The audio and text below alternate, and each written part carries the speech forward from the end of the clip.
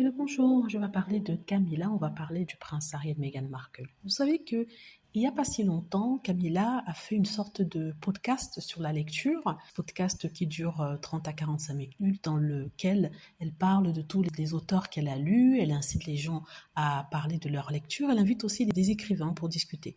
Ce podcast-là a fait un flop.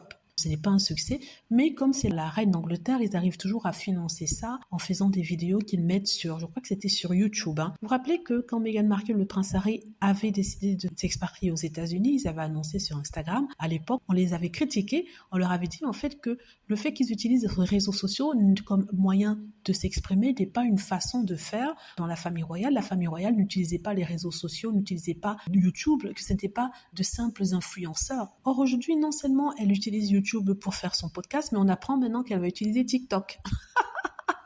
Je vous assure, je n'ai rien contre TikTok, mais c'est regardé par certaines personnes comme le bas du bas. Déjà que YouTube à l'époque était assez controversé, maintenant vu que tout le monde y est, même Piers Morgan, c'est accepté. Mais TikTok, c'est-à-dire que la reine d'Angleterre va enregistrer une vidéo qui sera postée sur TikTok. Or, on avait insulté Meghan en disant que c'est ça qui dévalue la famille royale et que il y a que Meghan qui puisse faire ça, ce n'est pas régal, ce n'est pas royal. Or ici, la reine Camilla sera sur TikTok pour parler de la littérature, pour toucher le plus grand public. On nous avait dit que dans la famille royale, il ne s'agissait pas d'un concours de popularité, il ne s'agissait pas de devenir célèbre. Or, si c'était le cas, pourquoi est-ce qu'elle va sur TikTok maintenant? Donc, pour prouver ici que tout ce qu'il disait, il reprochait à Meghan Markle au prince Harry, les membres de la famille royale le font maintenant.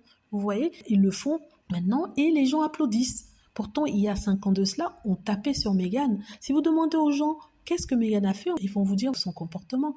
Mais quand vous allez essayer de regarder quel comportement en particulier, vous allez vous rendre compte que les autres membres de la famille royale ont fait pareil et que ça n'a jamais été critiqué. Vous voyez ce que je veux dire? Donc ça me semble un peu étrange toute cette histoire-là. Donc je voulais discuter de ça ici avec vous pour vous dire que c'est vraiment étrange que on a critiqué Harry et Meghan en disant que oui, ils voulaient changer la tradition, ils voulaient changer le protocole, un protocole qu'on nous disait immuable parce que ça reflétait les traditions de la famille anglaise. Or ici, bizarrement, le protocole ne compte plus, que oui, avec la nouvelle reine et l'ancien régime, c'est-à-dire celui de la reine d'Angleterre, les choses ont changé. Pourtant, ce protocole est censé être le représentatif de la tradition immuable de la famille royale. C'est bizarre. Peut-être ce n'est que quand ça s'applique à Meghan ou Prince Harry. Voilà, c'est tout ce que je voulais dire. Dites-moi ce que vous en pensez. J'espère que vous aimez la vidéo. N'hésitez pas à cliquer sur like si c'est le cas, à vous abonner pour plus de vidéos et à cliquer sur la petite cloche afin d'être averti lorsque je poste une nouvelle vidéo. Merci.